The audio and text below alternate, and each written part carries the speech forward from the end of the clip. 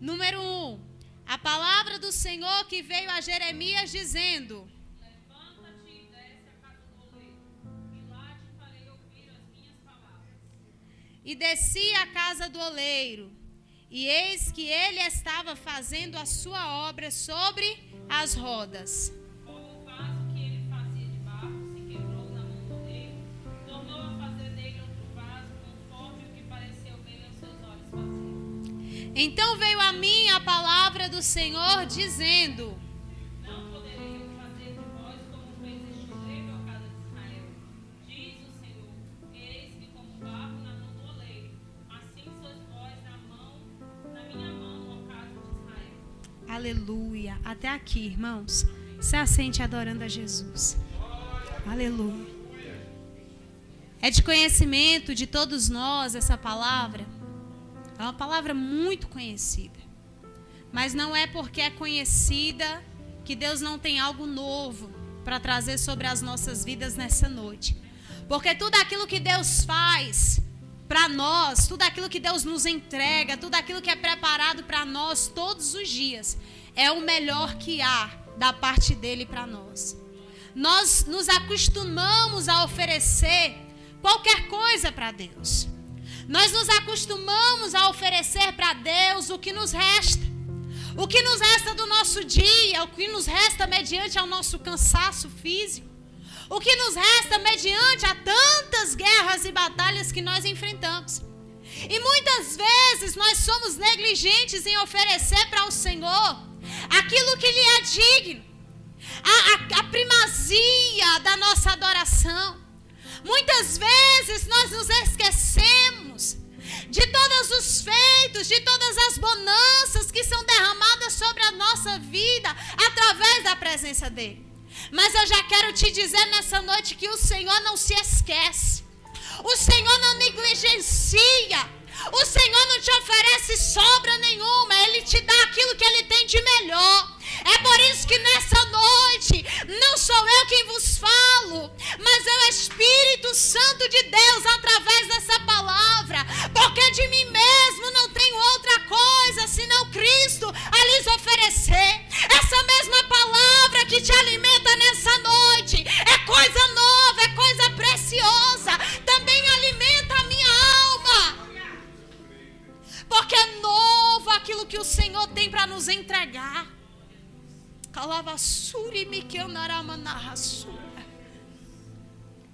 Nós somos confirmados na palavra que não é toda oferta que Deus recebe, Patrícia. No início ali do livro de Gênesis, nós vamos ver Caim vindo oferecer uma oferta para Deus, bem como também Abel oferecendo uma oferta para Deus. Você pode oferecer a oferta, mas Deus não é obrigado a receber qualquer coisa. A palavra do Senhor vai dizer que Abel, ele oferta para Deus o melhor que ele tinha. A primazia de tudo aquilo que ele tinha. Era algo que lhe custava. Era o que ele tinha de melhor e ele estava oferecendo para ser sacrificado diante do Senhor. Já outrora, Deus não se atenta para a oferta de Caim. Eu não sei como foi que Caim preparou essa oferta. Quem sabe ele nem preparou. Tomou o que tinha lá. Tem muito, eu vou pegar desse muito que tem e vou dar lá. E Deus não se atenta para a oferta dele. Porque tem gente que vem para o culto com oferta preparada para oferecer diante dele. Tem gente que vem para o culto com propósito. E coisa triste, irmão, é vir para o culto sem propósito. É vir para o culto só por vir. É vir para o culto porque já faz parte da minha rotina. Então eu vou lá. Quem sabe Deus usa alguém lá para falar alguma coisa diferente comigo. Eu vou para o culto para ver minha irmã. E vem de qualquer forma, sem preparo, sem propósito. Deus não é obrigado a receber a nossa adoração, a nossa oferta, se ela não for entregue, se ela for entregue de qualquer jeito, se ela não for entregue com sinceridade. A palavra vai dizer que ele procura e sim procura aqueles que o adoram em espírito e em verdade. Então ele reconhece o valor do teu sacrifício. Bem como também a misericórdia dele é muito grande. E ele é muito conhecido, pastor Daniel, por ser um Deus misericordioso. Mesmo Deus não se atentando para a oferta de Caim, a segunda chance sempre vem. Porque tem gente que vem para o culto por vir. Mas a misericórdia de Deus é tão grande sobre a vida dele, é tão grande sobre a vida dela, que mesmo assim, ele decide operar. Ele decide dar uma segunda chance. Eu não sei se por qualquer motivo ou qualquer luta, ou quem sabe esse seja o seu caso mesmo, veio por vir. Você não conseguiu entregar para ele uma adoração que lhe é devida nessa noite. Você não conseguiu levantar a mão e dizer glória a Deus, mesmo sabendo que ele é merecedor. Mas ele vai olhar para Caim e vai dizer: Caim, se bem fizeres, não receberei eu também a tua oferta? Dessa maneira o Senhor diz para alguém nessa noite: quem sabe tu veio por vir, tu sabe que veio. Quem sabe tu veio sem preparar nada, mas reconhecendo quem eu sou na tua vida, eu te dou uma segunda oportunidade. E a oportunidade é essa: levanta a tua mão para cima, reconhece ele com verdade, exalta ele com verdade, sem interesse, irmão, é com verdade, porque ele é merecedor da tua adoração. A palavra de Jeremias é uma palavra extremamente conhecida, é uma palavra dura, é uma palavra que muitos, passam batido dela, se desvia de falar dela, porque é uma palavra doída, é uma palavra pesada, mas é a palavra da verdade. E nós precisamos ser alimentados por esse alimento puro nesses últimos dias, para que nós não nos voltemos a fábulas, não nos voltemos a mensagens e canções que elevam o nosso ego às alturas, para que nós não nos sintamos bem por alguns momentos, nos sintamos abraçados, confortáveis por algum momento, e depois saiamos daqui totalmente fora do propósito do céu, totalmente desnutridos daquilo que é o alimento verdadeiro. A palavra vai falar acerca de uma experiência extraordinária que Jeremias teve com o próprio Deus. E o Senhor vai dizer para Jeremias: Jeremias, levanta-te e desce à casa do oleiro, e lá te farei ouvir as minhas palavras. Porque ainda nesses últimos dias, irmã, Deus tem procurado ter experiências mais profundas conosco. Mas não tem como vivenciar essas experiências sem ter intimidade com Ele. Nós estamos, pastor Daniel, tão achegados aos nossos problemas pessoais, às nossas batalhas internas, aos nossos conflitos internos, que esquecemos muitas vezes do propósito principal. Aleluia. Lembra antigamente quando alguém olhava e dizia: não mostre para o teu Deus o tamanho do teu problema, mas mostre para o teu problema o tamanho do teu Deus? Alguém lembra disso? Eu lembro muito, ouvi muito isso. E hoje a nossa geração faz totalmente o contrário. Nós, ao invés de tomar esse conselho para nós fazemos totalmente o contrário. Porque os nossos pais da fé, diante do problema, não se entregavam, cara. Não deixava de vir para o culto, não deitava na cama e trancava a porta. Morria de chorar, entrava na rede social para postar e dizendo: tô mal, tô morrendo, ninguém me ama. Não. Eles se colocavam de joelhos. Patrícia, e ao se levantar, levantavam convictos da vitória. Ainda que o cenário não tivesse mudado nada aos olhos humanos, eles tinham certeza do tamanho da vitória que sobreviria sobre eles. E onde é que ficou essa fé? Ficou na falta de oração. que a igreja precisa é orar mais. O que nós precisamos é ter mais intimidade com Deus. Nós não precisamos de grandes vozes. Não. Nós não precisamos de grandes oradores da palavra. Não. Nós não precisamos de grandes templos, de reformas exorbitantes em igrejas. Não. O que nós precisamos é voltar a orar.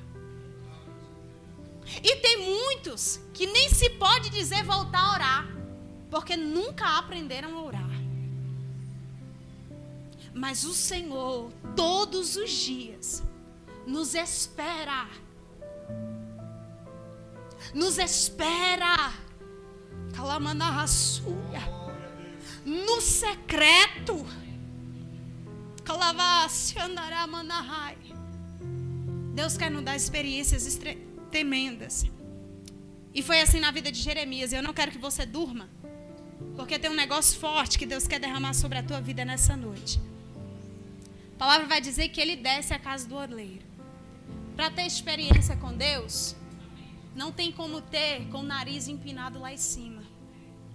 Não tem como ter experiências com Deus se encontrando autossuficiente. Não. Para ter experiência de verdade com Deus, para ter profundidade no Espírito, tem que descer. E eu não estou dizendo sobre se humilhar diante de ninguém, a não ser diante do Todo-Poderoso. Amém? A palavra vai dizer que ele desce na casa do oleiro. E eis que eu mesmo, porque quando Jeremias desce, o oleiro já estava lá trabalhando na casa. E não foi diferente de quando nós chegamos aqui neste culto, pastor Daniel. Antes de eu dobrar os joelhos aqui e começar a orar, eu acho que eu fui a primeira, depois do pastor que já mora aqui, a chegar. O oleiro já estava aqui trabalhando. Antes de você vir para cá, Deus já estava trabalhando. Antes de você chegar aqui, Ele já estava trabalhando. Você tem noção do tanto de empecilho no mundo espiritual que quis impedir você, Vanessa, de chegar nesse culto? Que quis impedir você, Patrícia, de chegar nesse culto? Mas o oleiro já está trabalhando.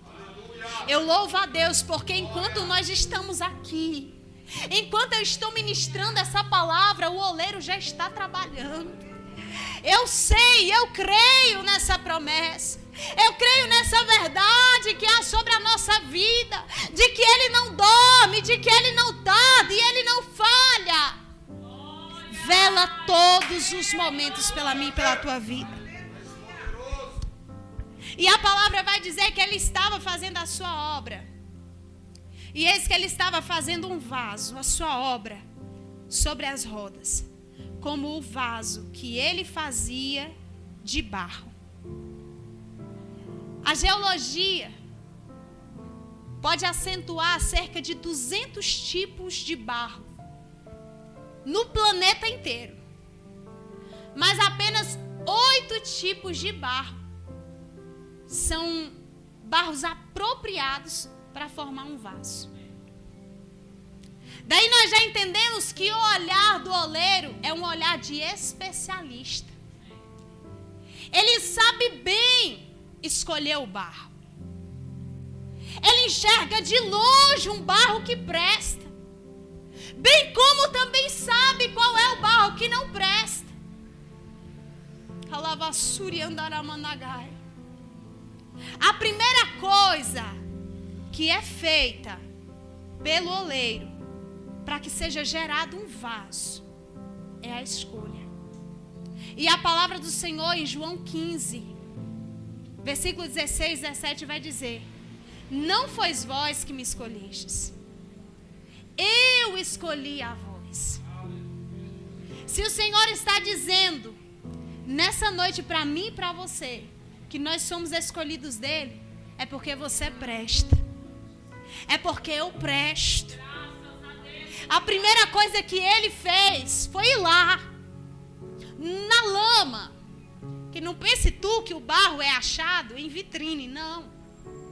é escondido, é no meio da lama, é sujo, é no estado bruto que ele é encontrado. É lá que o oleiro busca alguém para transformá-lo num vaso. É lá onde o oleiro vai para trazer a olaria, aquele barro que vai se tornar um vaso perfeito pelas mãos dele. Eu era assim. Eu conheço a história de alguns aqui também, posso dizer. Nós éramos como esse barro bruto lá, sem valor nenhum.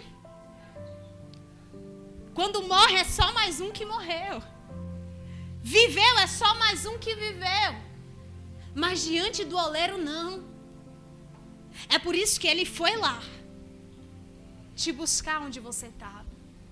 É por isso que ele foi lá no interior da Bahia me buscar onde eu estava escondida, sem valor nenhum.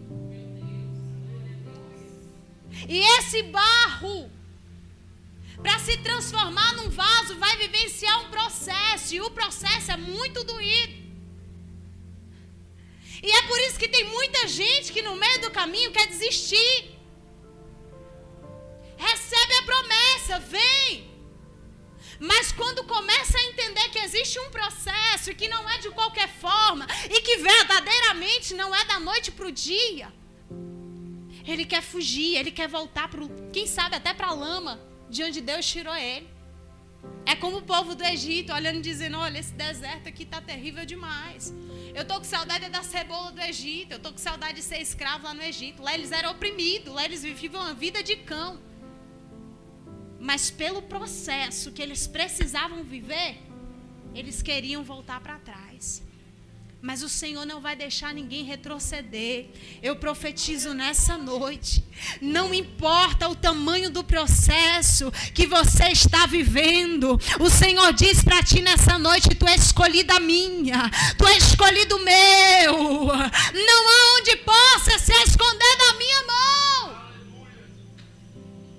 Ele é tão especialista que a palavra vai dizer, Patrícia, ele conhece os que são seus. É muito forte isso aqui, irmãos. Ele te conhece. Ele sabe. Ele vê lá na frente o vaso que você vai se tornar na presença dele. O projeto do céu para mim, para a tua vida, não é coisa pequena, não é coisa grande. Mas o vaso, o barro para se tornar vaso vai passar por um processo. E existem 8 estágios. Até que o barro se transforme num vaso. Um vaso de valor. Um vaso de perfeição. Um vaso que apraz ao oleiro. E só para você entender que é segundo a vontade dele, Edmar.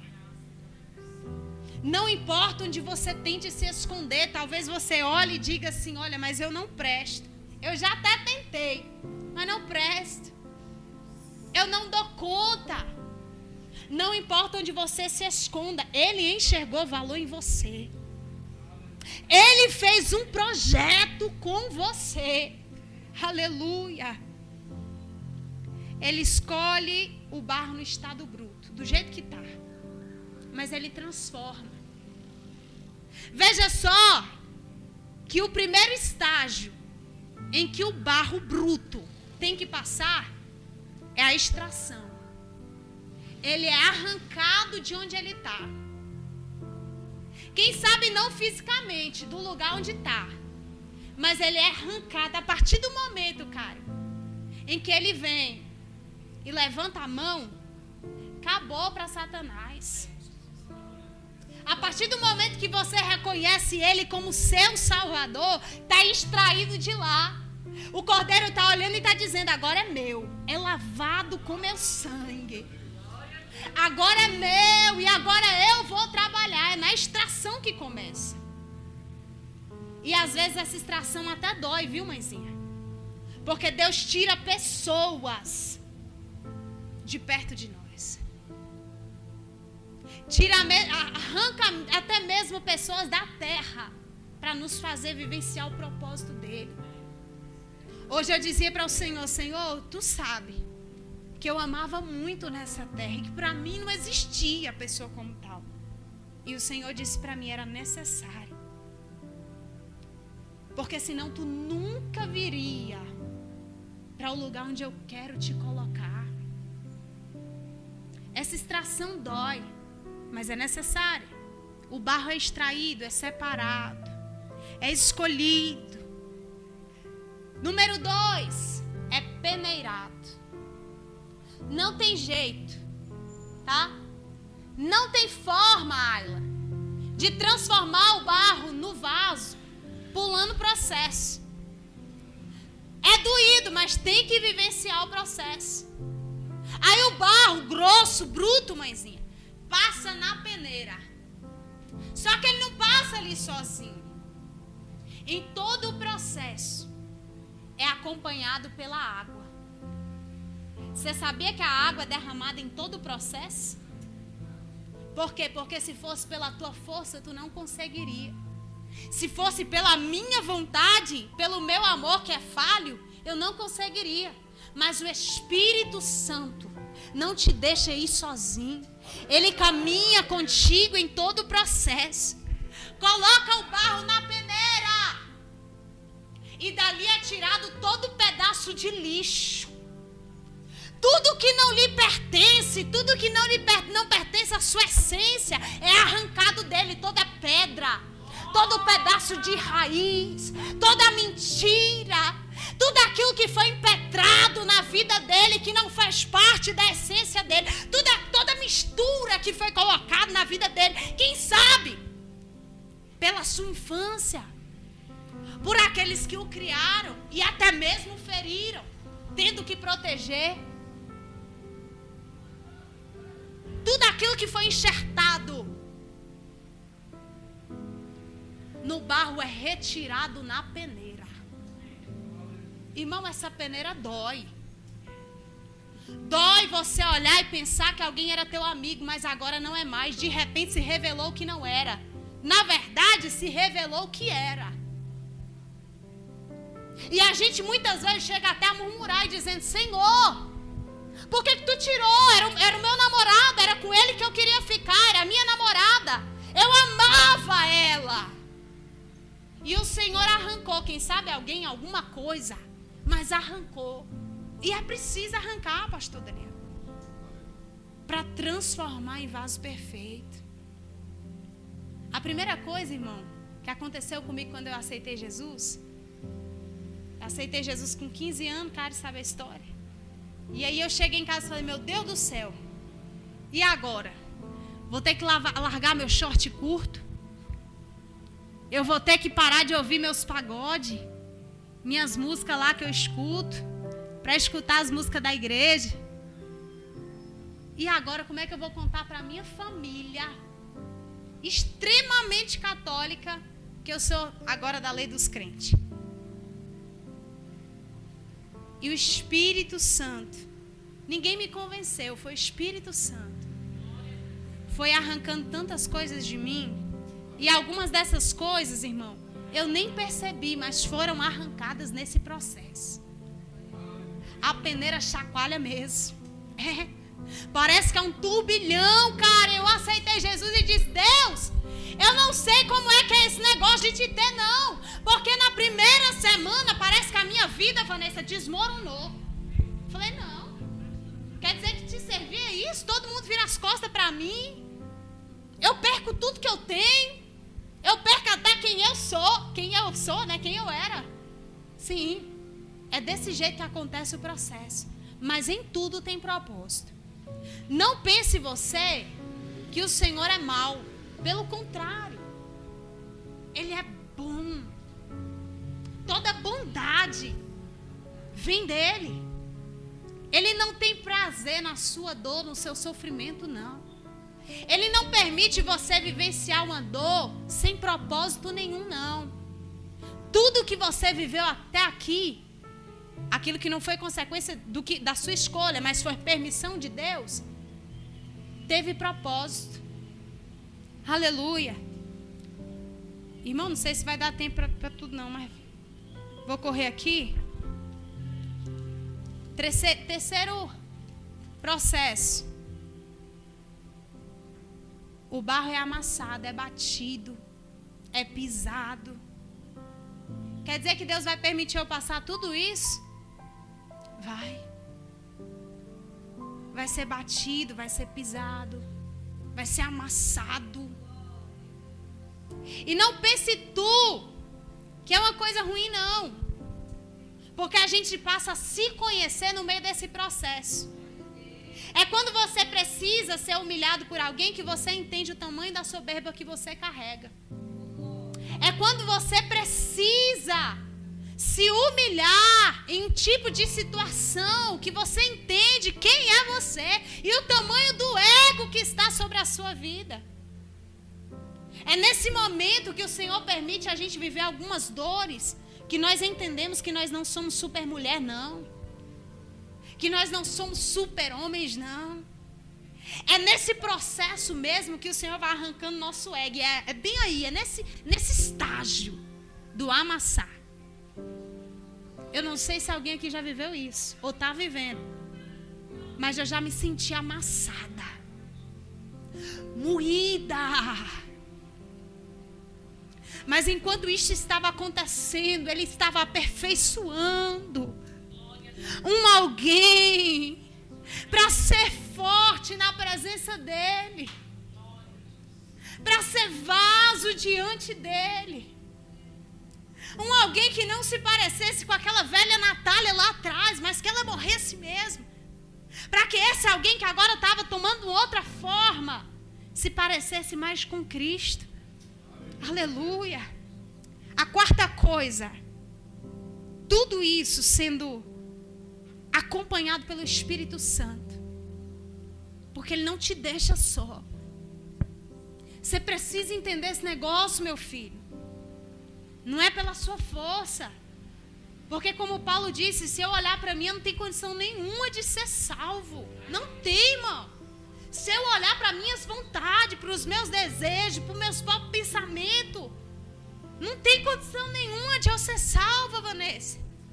Mas se eu olhar para Cristo, eu não vejo condição nenhuma de eu não ser.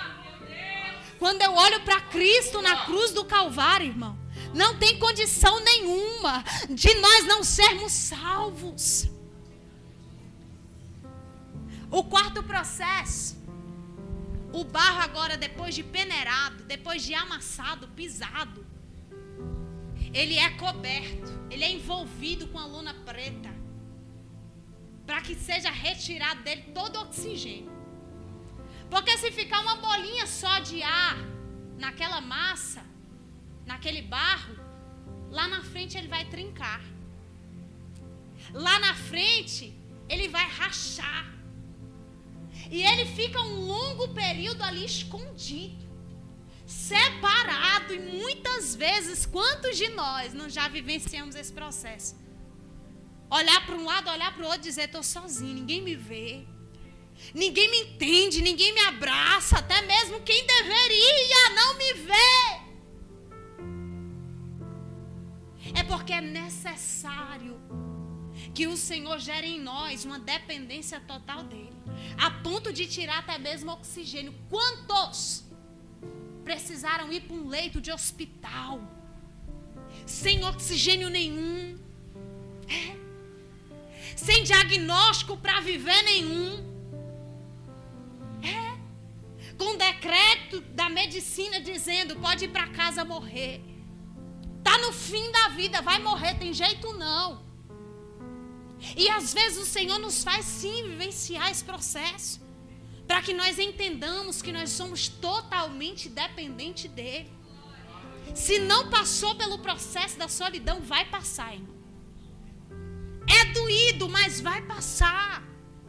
É necessário, sabe por quê? Porque quando sai desse processo, depois de muito tempo agora o barro, ele passa a ser movimentado, ele é levado para modelagem. Ele é colocado em cima das rodas e ali é gerado, através do movimento das mãos do oleiro, um vaso moldado conforme a vontade dele. Não pense você que esse vaso é feito de fora para dentro, não. ele é feito de dentro para fora. É nesse momento que as pessoas começam a enxergar que tem algo diferente acontecendo. Porque não é mais superficial, não é mais só com a boca, cara. Agora já aprendeu que é totalmente dependente dele. Já entendeu que pode perder a amizade, pode perder qualquer um, só não pode perder ele. Só não pode ficar sem a presença dele. E agora esse vaso vai tomar uma forma, irmão. E é quando toma forma que as pessoas começam a enxergar. Mas nesse momento ali em que o oleiro está trabalhando sobre as rodas, e existe um movimento do Espírito Santo de Deus aqui nessa noite, sobre as nossas vidas, é nesse momento que Jeremias chega. Você sabe por quê? Está sobre as rodas, agora até tem forma, mas ainda tem muitas impurezas. Ah, mas parece que está tão prontinho, tão bonitinho. E é bonito, viu, irmão? Quem não viu ainda, vai lá na internet depois e olha. É tão bonito, parece uma coisa tão simples, tão fácil de fazer, mas não é não. É maravilhoso ver, parece que já está pronto, olha que lindo. Mas ainda tem muita impureza dentro. É nesse momento ali que as águas do Espírito começam a movimentar a sua vida de uma forma extraordinária. Porque agora muitos vêm tomar forma, mas só você sabe aquilo que ainda tem dentro de você que precisa ser mudado. E a gente está em constante mudança, Patrícia. Nós somos transformados todos os dias na renovação do nosso entendimento, segundo o Espírito Santo de Deus. Porque não está bom. Não é porque está aqui bonitinha, vestidinha, pregando, indo para a igreja, segundo os olhos dos irmãos, que está bom, porque Deus conhece os carrapichozinhos que ainda está arraigado lá dentro da massa, que ainda está atrapalhando a essência absoluta de Deus. E nesse momento da modelagem, que é feita de dentro para fora, o vaso até toma forma. É arrancado dele as impurezas mais íntimas, que ninguém conhece, que ninguém vê. E ele é tirado e separado para secar no vento, para que ele tenha resistência. O vaso é colocado para secar no vento. E quem nunca vivenciou um vento? Só que esse vento que você passa, que eu passo, eu entendo que ele é necessário, Patrícia, para que nós sejamos resistentes na fé. Para que quando a próxima prova chegar, para quando um próximo gigante se levantar, assim como foi na vida de Davi, quando ele matava urso e leão lá, mas agora tendo que derrotar Golias diante de todos, não passou vergonha nenhuma, sendo resistente na provação. É por isso que o Senhor permite alguns ventos, de vez em quando está muito quieto. A mãezinha olha para mim e diz assim: minha filha, eu tô achando que está muito quieto. Estou sentindo que alguma coisa vai acontecer. De repente, pastor Daniel, forma uma chuva do tamanho do mundo, uma enxurrada do tamanho do mundo, lá vem a água, carregando os móveis da gente tudinho. Eu falei: ô minha mãe, por que você foi abrir a boca? Pelo amor de Deus. Aí Deus vai permitindo, para quê? Para a gente tomar resistência. Quando foi um dia, lá vem a chuva de novo, a tempestade. A gente mora ali no Sol Nascente, não tem asfalto não. Lá vem a tempestade. Aí pensa que não, cara, tô eu com o rodo. Oh meu Deus, tá eu e outra, desesperada, botando a mão na cabeça. Oh meu Deus, e agora, e agora, e agora? Que eu olho pra minha sogra, depois de vivenciar tanto vento. Tá lá ela, irmão, com a xícarazinha, tomando café. Eu sei que você tá rindo agora, mas na hora era desesperador. Eu olhei e falei: mãe, a senhora não tá vendo a água entrando, tomando conta de tudo? Ela na maior paciência, com o cafezinho dela na mão. Irmão, é a mesma coisa, já tá vendo a cena. Olhou pra mim, Patrícia, e falou assim: ô minha filha, e eu vou fazer o quê, minha filha? Não tem jeito com a água. Eu já passei isso tantas vezes. Depois que a enxurrada passar, a gente lava tudo, bota tudo para secar e começa tudo de novo. Essa resistência que Deus quer dar para a gente. Essa resistência para não desesperar quando vier a tempestade. Para não desesperar quando o mundo entrar no caos. Quando as coisas ao seu redor não der certo. Foi lá fazer, não deu certo. Ah, não, eu vou quebrar. Não vai quebrar nada. Sabe por quê? Porque você é resistente o suficiente. Coisa pior tu já passou. Aleluia. Aí o vaso fica sequinho e resistente. Pega vento, tanto vento. Só que o vento que ele pega é na sombra, viu? Ainda que tu tenha que vivenciar ventos para tomar resistência, se alegre, porque você está debaixo da sombra do Onipotente. E agora vai passar pelo processo mais lindo. O 7º processo. Ele é colocado dentro da fornalha. Vai passar pelo fogo. Vou não, irmã Natália, vai. Vou não, vai. Vai passar pelo fogo. Sabe por quê? Porque é nesse fogo que a tua fé é provada. É nesse fogo que é gerado para Deus toda a honra, toda a glória que lhe é devida. É aí que a nossa fé é testada. É aí que o vaso fica... É bem aí, cara. E quanto mais quente for o fogo, mais bonito o vaso fica. E a palavra do Senhor aqui em 1 Pedro, versículo 1, capítulo 1, versículo 7, diz assim: para que a prova da vossa fé, muito mais preciosa do que o ouro, que perece e é provado pelo fogo, se ache em louvor e honra e glória na revelação de Jesus Cristo. Sabe o que está dizendo aqui? Que a nossa fé é mais provada no fogo do que o ouro. Sabe por quê? Porque o ouro, quando é colocado no fogo, o que acontece com ele? Derrete. Agora coloca um vaso que foi preparado pelo oleiro. Você sabe que a temperatura dessa fornalha, da olaria, é exorbitante. Mas o vaso que é preparado pelo oleiro, ele não racha. Ele não quebra.